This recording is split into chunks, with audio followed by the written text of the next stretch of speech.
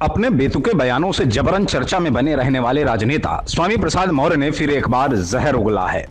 इस बार उन्होंने वर्ष 1990 में अयोध्या में कारसेवकों पर गोली चलवाने के आदेश को सही ठहराया है। वर्तमान समय में स्वामी प्रसाद मौर्य समाजवादी पार्टी के वरिष्ठ नेता हैं। पूर्व में वह यूपी के कैबिनेट मंत्री भी रह चुके हैं। दरअसल स्वामी प्रसाद मौर्य बुधवार को कासगंज के गणेशपुर में बौद्ध एकता समिति की ओर से आयोजित बौद्ध जन जागरूकता सम्मेलन को संबोधित कर रहे थे। स्वामी प्रसाद ने कहा कि कारसेवकों पर तत्कालीन सरकार ने संविधान और कानून की रक्षा के लिए अराजक तत्वों पर देखते ही गोली मारने के आदेश दिए थे। उस समय तत्कालीन सरकार ने अपना कर्तव्य निभाया था। स्वामी प्रसाद ने कहा कि जिस समय अयोध्या में राम मंदिर पर घटना घटी थी, वहां पर बिना किसी न्यायपालिका और प्रशासनिक आदेश के बड़े पैमाने पर अराजक तत्वों ने तोड़फोड़ कर दी थी। इस पर तत्कालीन सरकार ने संविधान और कानून की रक्षा के लिए अमन और चैन कायम करने के लिए गोलियां चलवाई थी। हमारे बहुत अच्छे साथी रहे हैं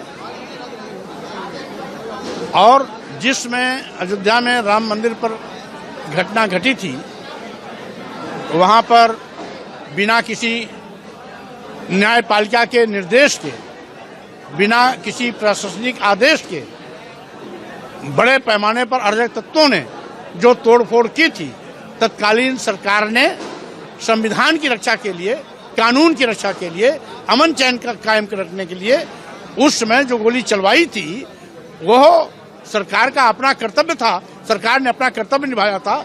रही बात एसपी सिंह बघेल भी उस समय समाजवादी पार्टी में थे। जिस समय की वो बात कर रहे हैं, वो भी समाजवादी पार्टी में थे जिस समय अयोध्या वाला प्रकरण चला था, इसलिए उनको तो नहीं बोलना चाहिए। बता दें कि अब से 33 साल पहले सन 1990 में अयोध्या के हनुमानगढ़ी जा रहे कारसेवकों पर ताबड़तोड़ गोलियां चलाई गई थी।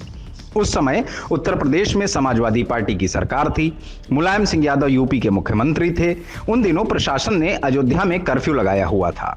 इसके चलते श्रद्धालुओं को एंट्री नहीं दी जा रही थी, लेकिन फिर भी साधु संत अयोध्या की तरफ कूच कर रहे थे।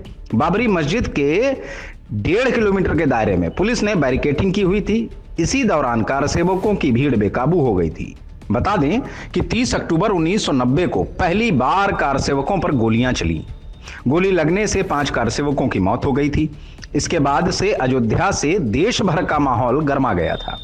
गोलीकांड के 2 दिन बाद ही 2 नवंबर को हजारों कारसेवक हनुमानगढ़ी के पास पहुंच गए थे। इस घटना के 2 साल बाद 6 दिसंबर 1992 में बाबरी मस्जिद के विवादित ढांचे को गिरा दिया गया था। सन 1990 में हुए गोलीकांड के 23 साल बाद जुलाई 2013 में मुलायम सिंह यादव ने एक बयान दिया था।